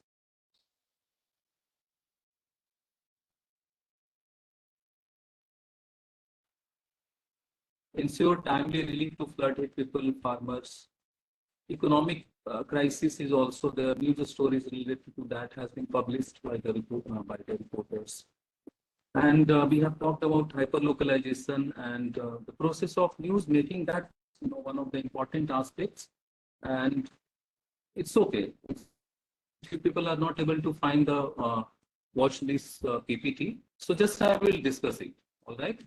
So one process of news making related to Kosi River flood was, and in that I found that most of the journalists who are doing that, they're reporting, and yeah, most of the it's fine. So most of the journalists who are doing reporting, they face a lot of constraint because of the salary issues also. Around 20,000 rupees was the maximum salary for bureau chief. So this was no training related to flood reporting or any environmental reporting. So these issues were there, and lack of a staff and was also visible there. And they used to mainly form stingers, and stingers used to go to cover the floods. So these things are there as per the organizational constraint, and mainly, yeah, there was no issue of space. Some issues of getting bylines also related to flood issues. The stingers used to send the story, or reporters used to send the story. But then on the byline, the issue of byline was there, and mainly the bureau chiefs, they used to get byline related to these stories. So that was the also concern related to the writing such stories of environment. And there was one major issue. There was one major issue of the political pressure also. Sometimes they face political pressure also, because one senior journalist who was talking about me, he said that in 2008 when Kusaha Bridge of Nepal happened, then there was a lot of pressure from Water Resource Minister that don't write such stories mainly. So, and because of that journalist stories, he had to lose his post also of minister. So, and there are one good thing is that apart from all these things, there was one good aspect which came out, that there was a lot of positive news stories done by these reporters related to all these scams. They used to unearth all these scams, and related to some issues of bridge, construction of bridge, construction of road, and deployment of many boats. So they used to, whatever that is in their hand, they used to do that. So I'm concluding it, and I want to say that still the local regional Hindi newspapers are writing for the environment, writing from the environmental crisis, particularly compared to English mainstream news media. And still we have hope from the alternative media rather than the mainstream any kind of media. Thank you so much. I'm completing. चलिए, बहुत बहुत आभार doctor Nishant. आपने अपने शोध अनुभवों, उसके परिणामों और उनके प्रभावों, और वहाँ के परिवेश ने किस तरह से उस इकोसिस्टम को प्रभावित किया, उसकी विस्तार से व्याख्या की। समाचार पत्रों में ऐसी खबरें एक रिचुअल्स की तरह से छप रही हैं, उस पर किसी भी मीडिया शिक्षक, शोधार्थी और मीडिया कर्मी की चिंता मुझे लगता है कि स्वाभाविक है। और बिल्कुल सही कहा आपने कि इस तरह के डिजास्टर कई बार आपदा में अवसर के रूप में, ये कटाक्ष उस मनोवृत्ति पर है जिसमें लोग बजाय संवेदनशीलता के उन मुद्दों को देखने या सहयोग करने की बजाय वो दूसरे तरह के कार्यों में लिप्त हो जाते हैं। आपने एक बहुत महत्वपूर्ण तथ्य की ओर ध्यान दिलाया आज के इस अवसर पर कि रिपोर्टर्स विदाउट बॉर्डर्स, उसकी जो प्रतिवर्ष रिपोर्ट आती है, अभी कुछ घंटे पहले जो जारी की गई, उसमें 159 पोजीशन पे हिंदुस्तान का नाम। लेकिन पाकिस्तान जैसे राष्ट्र, श्रीलंका जैसे राष्ट्र, उनकी स्थिति भारत से बेहतर है, ये प्राय बात डाइजेस्ट होती नहीं है। इतना बड़ा देश जहां मुझे लगता है, ठीक है, कुछ उदाहरण देकर के हम कई बार उस तरह की बातों को रेखांकित करते हैं कि प्रेशराइज किस तरह के हो रहे हैं, और तो वहां से तो खैर कोई बात नहीं है, लेकिन मुझे पता नहीं इनके पैमाने क्या हैं। बल्कि पिछले साल की रिपोर्ट, अभी मैंने आपके वक्तव्य के बीच में कोशिश की अफगानिस्तान का देखने के लिए, लेकिन वो एग्जैक्ट मुझे मिला नहीं, लेकिन शायद अफगानिस्तान अब हिंदुस्तान के नीचे है। पिछले वर्ष अफगानिस्तान की स्थिति भारत से बेहतर थी, और वहां के हालात हम जानते हैं किस प्रकार से तालिबानी संस्कृति ने वहां शासन शुरू किया है।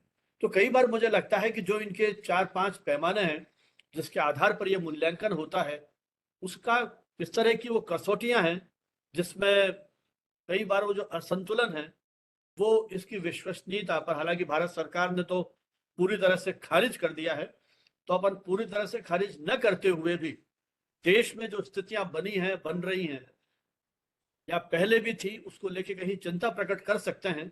लेकिन फिर भी समाज के जो बौद्धिक वर्ग के लोग हैं, उन्हें कहीं इन विषयों पर चिंतन करना चाहिए कि ये जो रिपोर्ट है वो कितना उस पैमाने पर खरी उतरती है। हालांकि एक एनजीओ है जो जिस तरह की तैयारी कर रहा है, और बिना किसी, मुझे नहीं लगता है कि दुर्भावना के आधार पर होगा, लेकिन वो पैमाने किस तरह से वो शोध करते हैं, ये भी मुझे लगता है कि एक शोध का विषय है। लेकिन फिर भी आपने उस परिवर्तन की अपेक्षा की, गंभीर मुद्दे पर गंभीरता से टिप्पणियां की। इसके पहले कि अपन यदि कोई प्रश्न किन्हीं विद्यार्थियों के, शोधार्थियों के, या जो भी पार्टिसिपेंट देश के अलग अलग अंचलों से जुड़े हैं, वो चाहे तो पूछ भी सकते हैं या चैट बॉक्स में लिख भी सकते हैं। जब तक वो प्रश्नों पर कोई चिंतन करें, मैं प्रियंका सिंह ने ज्वाइन कर लिया है। प्रियंका जी भारतीय विद्यापीठ में जो स्कूल ऑफ मास कम्युनिकेशन है, जयंत राठी जी के साथ ही आप अध्यापन कार्य कर रही हैं। इसके पहले आप रेडियो इंडस्ट्री में थी, आरजे के रूप में आपने काम किया। इस समय आप पीएचडी के लिए अपनी तैयारी कर रही हैं, पीएचडी कर रही हैं रेडियो पॉडकास्टिंग पे, और सेमिनार और एकेडमिक जो इस तरह के एंगेजमेंट्स हैं उसमें आप सदा सक्रिय रहती हैं। मैं आपसे अनुरोध करूंगा कि आज के हमारे दोनों एक्सपर्ट्स के लिए ई सर्टिफिकेट और ई मेमेंटो वो आप इनको भेंट करें, और उसके बाद ये मंच चर्चा के लिए खुला है यदि किसी के कोई सवाल। जी सर, बिल्कुल। Thank you so much sir, मेरे को फिर से मौका देने के लिए कि मैं आज के हमारे दोनों स्पीकर्स को ई सर्टिफिकेट और ई मोमेंटो से फैसिलिटेट कर सकें। Sir, this is the token of respect from this communication today and भारतीय विद्यापीठ। निशान जी और शगुन जी से अनुरोध है कि वीडियो ऑन कर लें, ताकि यदि कोई स्क्रीनशॉट ले तो उसमें आप भी दृष्टिगत हो। जी सर, बिल्कुल। हमारे दोनों एक्सपर्ट्स की वीडियो ऑफ हैं, यदि वो मुझे सुन रहे हो। Sir, this is just a token of respect for both of you. Video on ही है, Communication वीडियो today. ऑन। अब हुआ। वीडियो भारतीय विद्यापीठ। शगुन जी का ऑफ है वीडियो, मुझे नहीं दिख रहा है, मतलब मुझे पता नहीं टेक्निकली। निशान जी आपका ई मेमेंटो है, मैं व्हाट्सएप पे शेयर कर दूंगा अभी आप। Thank you so much. और ई सर्टिफिकेट्स भी। जी sir. Thank you so much, sir, for your informative session for all of us. I hope by this session, the candidates who have joined have the clarity about this concept and about the same topic. Thank you so much, sir. चलिए, अभी ये सत्र चर्चा के लिए हमारे कोई भी पार्टिसिपेंट सहभागी इस वेबिनार में सवाल पूछना है, क्योंकि मुझे लगता है किसी भी चर्चा की सार्थकता है जब द्विपक्षीय संचार हो, है ना। 2 वे कम्युनिकेशन जब तक नहीं होता है, तब तक कहीं एक मन में टीस रहती है कि यार मजा नहीं आया, तो उस वैचारिक ऊर्जा के लिए मेरे ख्याल बहुत सारे विद्यार्थी हैं और 64 नंबर ऑफ पार्टिसिपेंट 64 हैं। तो उनसे अनुरोध करूंगा कि अपना वीडियो ऑन करें, नाम बताएं, परिचय दें और सवाल पूछें, क्योंकि रिकॉर्डिंग हो रही है। तो और सब कुछ स्वतः स्पष्ट है तो फिर कोई टिप्पणी है ही नहीं। कोई भी जी मित्र? सर, हाँ मेरा एक प्रश्न जी तो नहीं है, एक कंसर्न है मेरा। जी, डॉक्टर शील त्रिपाठी, आप भी वहाँ भारतीय विद्यापीठ में ही अध्यापन कर रही हैं जी? जी संजीव सर, पहले तो मैं आपको थैंक यू कहना चाहूंगी। बहुत बहुत ज्वलंत मुद्दों पर आप कहाँ से आप ये सब कैसे ढूंढते हैं। और आज मैंने खुद भी एक आर्टिकल लिखा अपने कॉलेज के भारतीय टाइम्स न्यूज़पेपर के लिए एडिटोरियल में, और इसी टॉपिक पर लिखा वर्ल्ड प्रेस फ्रीडम डे पे। तो थोड़ा मैं समझ पाई कि जर्नलिस्ट, एनवायरमेंटल कम्युनिकेटर्स के लिए कितना चैलेंजिंग एक्चुअली है, क्योंकि ये सारी थीम्स ऐसी हैं जिस पर हम लोग when it comes to journalism we often talk about very burning beats like political, sports, IPL में क्या चल रहा है, या फिर बहुत हुआ तो सोशल बीट पर आ जाते हैं, क्राइम बीट। तो ऐसी 4-5 इतनी इम्पोर्टेंट ब्रेकिंग बीट्स हैं कि जिनके अलावा हम कभी और मुद्दों पर ध्यान ही नहीं दे पाते। तो यूनेस्को ने ये बड़ा अच्छा थीम निकाला कि एनवायरमेंट से रिलेटेड कम्युनिकेशन या एनवायरनमेंट के लिए मीडिया क्या कर रहा है। तो लकीली और इवेंचुअली आई वुड से कि मुझे वो आर्टिकल लिखना था, मैंने भी थोड़ा बहुत पढ़ा, and I was really impressed कि इस एक थीम को लेकर आए। तो मैंने भी अपने टॉपिक का नाम, जो आर्टिकल लिखा उसका नाम यही रखा कि journalism is on it's way towards society now. So my concern is, I would like to refer to Dr. Nishant in this regard. Just a second, Mama. So my question is, sir, not my question, it's my concern that why, as a journalist, yeah, as a media professionals, we are not able to sensitize this beat or this communication pattern amongst our students, क्योंकि कहीं ना कहीं शायद ये हम लोग की भी गलती है एज एन एकेडमिशियन कि हमने क्यों नहीं इस एरिया पर इतना ध्यान दिया। जब आर्टिकल लिख रही थी मैं, तब मुझे वो सारे टॉपिक्स ध्यान में आ रहे थे कि हाँ, डिफॉरेस्टेशन भी है, संजीव सर ने भी अपने वक्तव्य में इसका मेंशन किया कि हाँ, पॉल्यूशन भी है, हाँ, रिवर पॉल्यूशन भी है। बट हम एज अ मीडिया प्रोफेशनल्स क्यों नहीं इसको इतना ज़्यादा बढ़ावा दे पा रहे हैं? या ऐसी कौन सी यूनेस्को के अलावा ऑर्गेनाइजेशंस हैं सर जिनमें हम बच्चों को रेफर कर सकते हैं, या अवेयरनेस के लिए उनको वहाँ वो रास्ता दिखा सकते हैं कि ये एक ऐसी जगह है और जहाँ आप जाएं, आपको यहाँ से ज्यादा प्रोत्साहन मिलेगा। This is my concern. कोई टिप्पणी करेंगे? निशांत जी या शगुन जी, आप कुछ टिप्पणी करना चाहेंगे? जी जी, मैम ने चूंकि नाम लिया है मेरा इस पे, दो चीजें हैं ma'am, because one is market does influence us a lot, and it does influence our students also, and it does influence our job prospects also. Now we call it media industry. We are not going for some kind of like mission or something. Now it has become industry.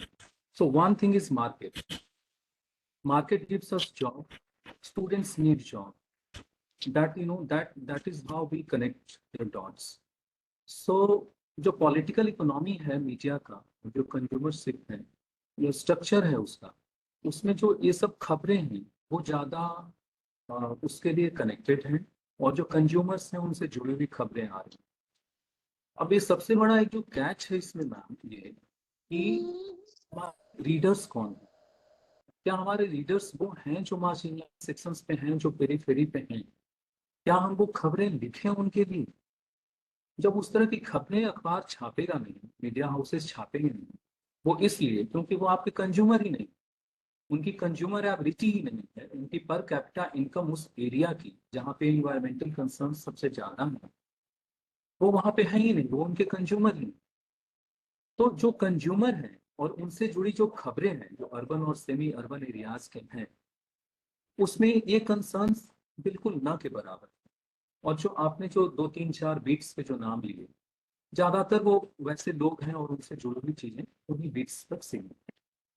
अब जो हमारे students हैं, वो उनको नौकरी चाहिए, और somehow, it's like, though it's unwritten, but on media institutions also, they have very unwritten and untold pressure that your students should get some, kind of platform or job or something or something. So in that way, ma'am, mainly only alternative medias are the only hope. There is one website and portal also, Mr. Himanshu Thakkar's Sandal, that is on dams, and rivers. And NDRF is also, NDMA is also. In JNU also, there is one center for disaster management, and they organize some, conferences and seminars on disaster management communication also. So that is how we can, connect the dots. Development communication से जुड़ के हम इन सारी चीजों को connect कर सकते हैं. And the organizations which are working on development communications, we can take some issues related to particularly environment and climate. So, ma'am, that is the thing. One major issue is that political economy of mainstream media is playing role into that. Market is playing role into that. And another one is, if you are talking about certain organizations apart from UNICEF and UNESCO, then I would like to say that alternative media is wrong. Thank you. लेकिन निशान जी, मेरा थोड़ा सा sir दूसरा perspective भी है. हाँ, मैं भी यही कहना चाह रही थी कि शायद उस दौर में जो भानामत सर ने शुरुआत में रेफर किया था कि 1 गिलास ठंडा पानी और 2 जून रोटी और 10 वर्षों की जेल, उस वाले एरा टाइप का कोई एडवर्टाइजमेंट या नहीं, ऐसा कुछ नहीं, मोटिवेशन. देखिए शील निधि जी, मेरा एक छोटा सा सबमिशन है. ऐसा नहीं है कि अखबारों में ये चीजें नहीं छप रही हैं.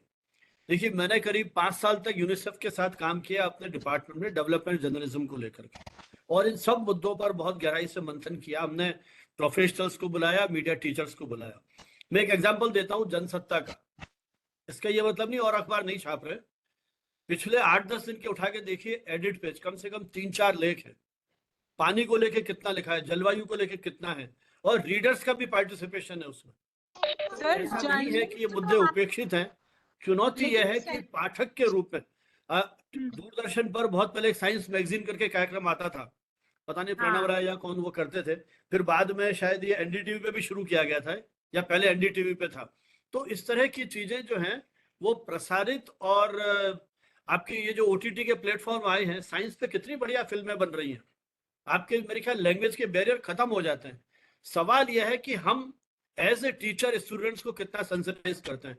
निशान जी ने उनका नाम लिया था पी साईनाथ का. मैं उन सौभाग्यशाली शिक्षकों में हूं जिन्हें पी साईनाथ के साथ मंच शेयर करने का शांति निकेतन की कॉन्फ्रेंस में.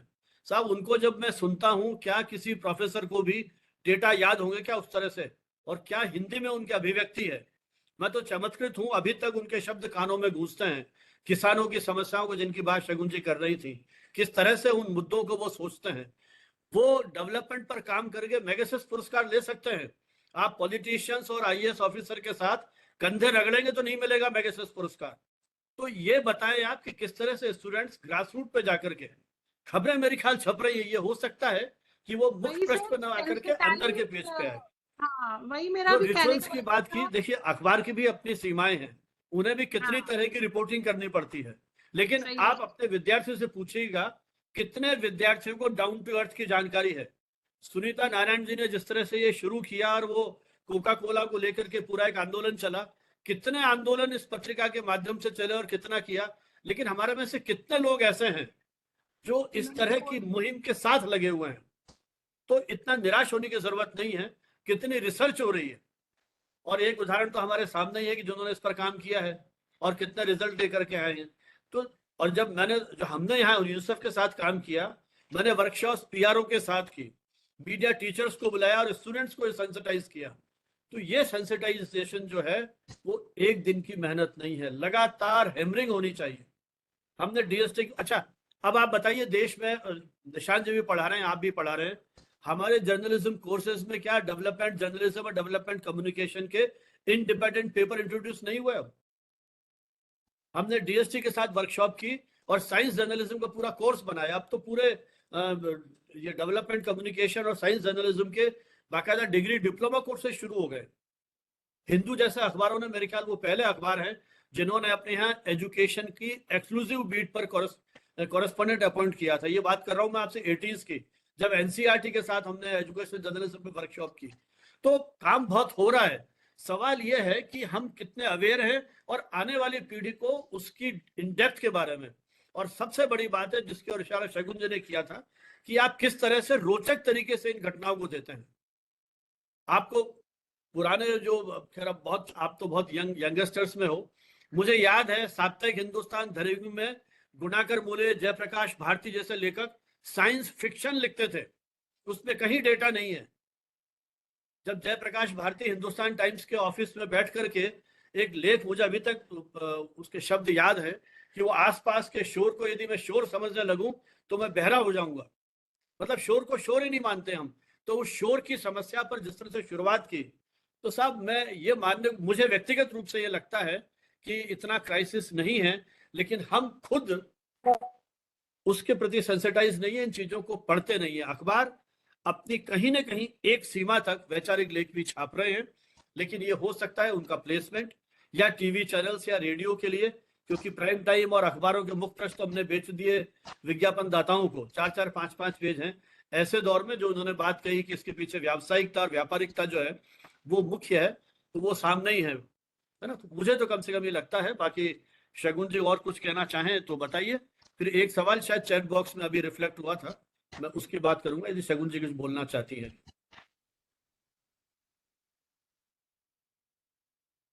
जब तक चैट बॉक्स में, हाँ जी, हाँ जी, बस यही बताइए बोलना बताइए आप। चाहूंगी कि अगर स्टूडेंट्स को इसमें रुचि लेनी है तो सबसे जो अच्छा तरीका है वो, न्यूज़पेपर्स तो ठीक है अपना रोज का डेली न्यूज के लिए, बट सबसे अच्छा तरीका है कि जहाँ पे भी वो लॉन्ग फॉर्म जर्नलिज्म देख रहे हैं, जहाँ पर इन इश्यूज को बहुत डेप्थ में समझाया जा रहा है, और ऐसा नहीं कि सिर्फ साइंटिफिक तरीकों से, बट वो साइंस को बहुत सिंप्लीफाई करके समझाया जा रहा है और इंटरेस्टिंग तरीके से समझाया जा रहा है, वहां पे वो वैसे पोर्टल्स या वैसे ऑर्गेनाइजेशंस की तरफ रुख करें।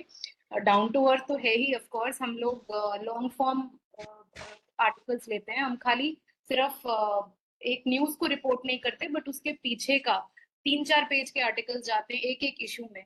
वैसे ही आपने पी साईनाथ का मेंशन किया था, इसलिए मैं पारी का नाम ले रही हूँ, उनका जो ऑर्गेनाइजेशन है, उनके रिपोर्टर्स पूरी इंडिया में रूरल रिपोर्टिंग करते हैं और एक एक इशू को बहुत बारीकी से और बहुत इंटरेस्टिंग तरीके से, कि कैसे रूरल कम्युनिटीज में अलग अलग इश्यूज का क्या इम्पैक्ट पड़ रहा है, वो समझाते हैं। वैसे ही मोंगा बे है, वो भी साइंस बहुत अच्छे से समझाते हैं। इंडिया एनवायरमेंटल पोर्टल है जहाँ पे सभी इन्वायरमेंट न्यूज या अपडेट्स डेवलपमेंट्स का एक समरी दिया जाता है। तो वैसे ही अगर स्टूडेंट्स न्यूज़पेपर के साथ साथ अगर एक आदत डालें, क्योंकि ये आदत डालने से ही डलेगी, और ये सोचें कि उनको कैसे, ये तो जर्नलिज्म हो गया, बट अगर और भी एरियाज में वो जाना चाहते हैं, सपोज अगर आर्किटेक्चर की बात करें, कोई आर्किटेक्चर का स्टूडेंट है, तो आजकल अर्बन हीट और अर्बन हीट आइलैंड पे इतना ज्यादा डिस्कशन हो रहा है, तो अगर किसी को आर्किटेक्चर में जाना है तो उसको क्लाइमेट एनवायरनमेंट पढ़ने की बहुत ज्यादा जरूरत है। तो अगर इन विषयों में इन विषयों के लिए जानकारी ज्यादा चाहिए, तो ये कुछ पोर्टल्स हैं, ये कुछ ऑर्गेनाइजेशन हैं जिनसे वो ले सकते हैं, जो लॉन्ग फॉर्म एक इशू की गहराई में जाकर बात करते हैं। शगुन जी ने जिसकी बात की है ना, वो आर्किटेक्चर के जो स्टूडेंट्स के लिए, दिल्ली में अनु आनंद हैं जो पहले जनसत्ता में थी और उसके पहले प्रेस इंस्टीट्यूट में काम करती थी, विदुर के एडिटर थी। उन्होंने अपने एनजीओ के माध्यम से वो इसी क्षेत्र में काम कर रही है। जयपुर में अभी कुछ साल पहले, कोविड से जस्ट पहले, उन्होंने एक वर्कशॉप की थी और जयपुर में कुछ ऐसे, विशेषकर हमारे यहाँ फॉरेस्ट डिपार्टमेंट की बिल्डिंग है, वहां पार्टिसिपेंट्स को लेके गए थे कि किस तरह से वो इतनी गर्मी में टेम्परेचर को कैसे बिना एसी और कूलर के वो कम कर रहे हैं। तो आपने बहुत अच्छा पॉइंट बताया कि आप आपके प्रोफेशन के साथ ही इस एरिया में यदि काम करते हैं तो इसका लाभ मिल सकता है। एक सवाल है निशान जी आपके लिए, ये एन परमजीत सिंह जी ने पूछा है। I would like to ask Nishan sir, as an environmental journalist, how one can go for the issue of poppy plantation which is related with necro terrorism? Yeah, so that is very question, also debated issue also. And as I said, there are several issues which rise out of one main thing. So narco-terrorism is of course associated with the poppy plantation. And there are several countries which is using it as a tool also for narco-terrorism. Like Afghanistan is one of the examples, very apt example for narco-terrorism, and somewhere in some areas of in Pakistan. So that issue is very prominent, and we can, of course, we can write on that with certain proofs, and which is related with, yeah, as an environmental. So as an environmental journalist, Paramjit Singh, yeah, we should write about this, but with certain proofs, certain interviews we can take with that. And of course, it is in one of the issues which is, of course, related and arising out of the poppy plantation. And that is visible in several countries here. So, of course, we can take this issue, and that is again not visible. I'm very sorry to say, such issues are not very visible in other, the mainstream media houses. So, as the Shagunji said, Mugabe is there, and other platforms are there. So we can try to write on that. Yeah, thank you. And one more question is visible here: what to do if media is being misused? In which reference you are saying, Pankti Daga? In which reference? In which reference media is being misused? Question clear नहीं है, क्या पूछना चाहती हैं ये? चलिए, और कोई सवाल हो? सर, एक और क्वेश्चन है जयवीर जी का। दुनिया के किसी भी देश में पर्यावरण, एक मिनट रुक जाइए, मैं लिख लेती हूँ। हाँ, दुनिया के किसी भी देश में पर्यावरण राजनीतिक मुद्दा क्यों नहीं बनता चुनाव के संदर्भ में? अच्छा, Jaiveer Singh. Very, that's why we have talked about it. And पर्यावरण का मुद्दा तो तभी बनेगा, जयवीर सिंह जी, जब राजनीतिक पार्टियां चाहेंगी, लोग चाहेंगे, लोग उस पर बात करेंगे, जैसा कि सर ने कहा, सेंसिटाइज करेंगे। तो हमारी कोशिश होनी चाहिए कि सेंसिटाइजेशन का जो इशू है वो धीरे धीरे करके वो ज़्यादा बढ़ता रहे, हमारे एकेडमिशियंस इसमें आगे आए, कम्युनिकेशन पार्टनर्स इसमें आगे आए, जो डेवलपमेंटल कम्युनिकेशंस का जो पैटर्न है हमारा, वो इसमें चेंजेस इसमें आए, हमारे सिलेबस में, जैसा सर ने कहा।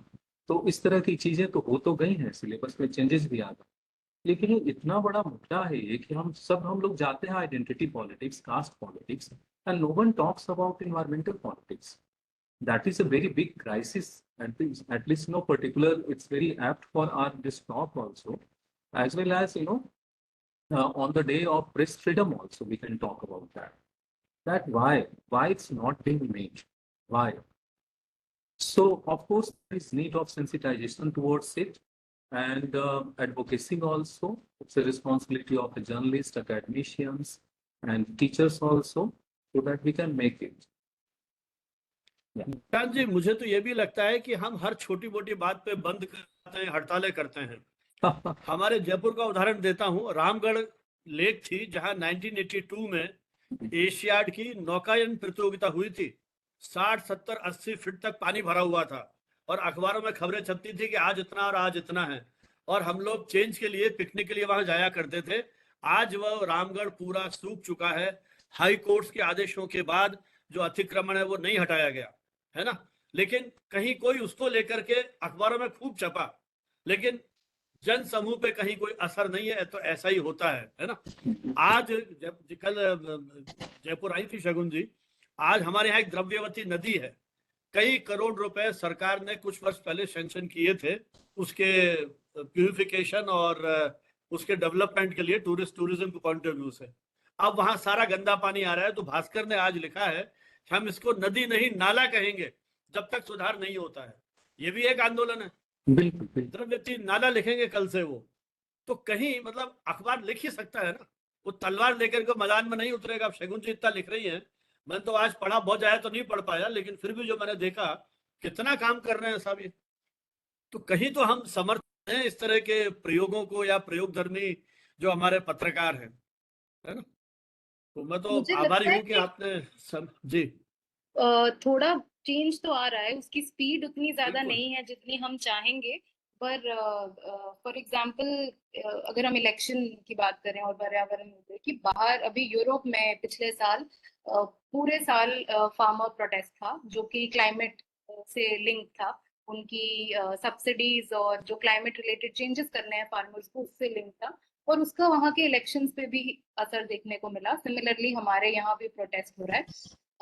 एक और एग्जांपल है, जब ये तिरुवनंतपुरम में जो पोर्ट बन रहा है उसके अगेंस्ट फिशर पीपल का प्रोटेस्ट हो रहा है कि उनकी, क्योंकि कोस्टल कम्युनिटी पे बन रहा है तो वहां पे उनके लाइवलीहुड पे क्या असर पड़ेगा।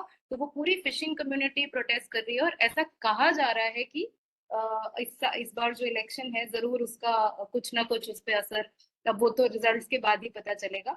और हमारे मैनिफेस्टोज में भी, जो इस बार के मैनिफेस्टो हैं, हालांकि उतना नहीं है जितना हम चाहेंगे, क्योंकि हम इतना लिखते हैं इसके ऊपर, पर थोड़ा चेंज देखने को मिला है। बीजेपी के मैनिफेस्टो में, कांग्रेस के मैनिफेस्टो में नेट जीरो का मेंशन है, फॉसिल फ्यूल को छोड़ने का मेंशन है, एनर्जी का मेंशन है, और कांग्रेस के मैनिफेस्टो में सस्टेनेबल डेवलपमेंट का मेंशन है। तो चेंज जरूर आ रहा है, पर वो स्पीड से नहीं आ रहा है जो हम डिजर्व करते हैं शायद। सर एक क्वेश्चन जो वो इनकम्प्लीट सा था उसको उन्होंने फिर से भेजा है। आई थिंक सगुन जी हाँ जी। Would like to take this.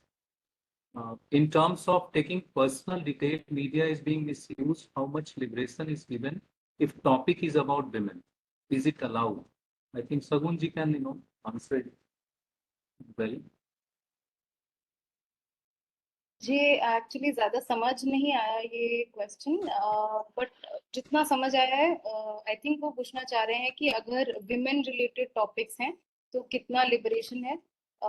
Women और अगर इन्वायरमेंट की बात करें, स्पेशली जेंडर इन्वायरमेंट की बात करें, तो मुझे लगता है आजकल हर मीडिया बहुत, चाहे वो मेन स्ट्रीम मीडिया हो चाहे वो मैगजीन्स हो, वो जरूर जेंडर और एनवायरनमेंट पे रिपोर्ट कर रहे हैं। इसकी बहुत ज्यादा रिपोर्टिंग बढ़ी है, क्योंकि बहुत सारी जो ऑर्गेनाइजेशंस हैं जो नॉन प्रॉफिट हैं या सिविल सोसाइटी है, वो भी इन इश्यूज पे काम कर रही है, तो उनके थ्रू रिपोर्टिंग हमारे ऑर्गेनाइजेशन में और बाकी में भी बढ़ रही है।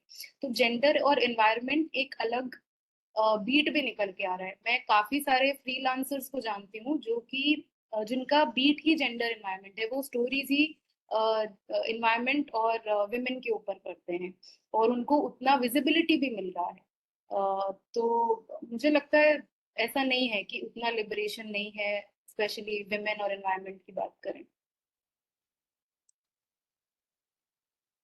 चलिए, मुझे लगता है कि अब इस चर्चा को विराम दिया जाए, और बहुत बहुत आभारी हैं हम आप दोनों के कि आपने इस विषय के बहुत सारे पक्षों पर अपने विचार प्रकट किए और पार्टिसिपेंट्स को भी उद्वेलित किया इसमें पार्टिसिपेट करने के लिए। और अब मैं अनुरोध करूंगा आयुषी सचदेव चोपड़ा जी से कि वो स्वयं भारतीय विद्यापीठ के school of journalism and mass communication की हेड हैं और करीब 10-12 वर्षों से आप अध्यापन कार्य कर रही हैं। इसके पहले आप भी सक्रिय मीडिया से जुड़ी हुई थी और इंडिया टुडे, सहारा, हिंदुस्तान आदि मीडिया हाउसेस के साथ आपका जुड़ाव रहा है, और एक शिक्षक के रूप में मीडिया रिसर्च, मीडिया कम्युनिकेशन आदि विषयों पर आपकी विशेष पकड़ है। मैं आपसे अनुरोध करूंगा कि आप वोट ऑफ थैंक्स प्रपोज करें। Thank you so much, sir, Sanjeev sir, for giving me this opportunity to present my vote of thanks.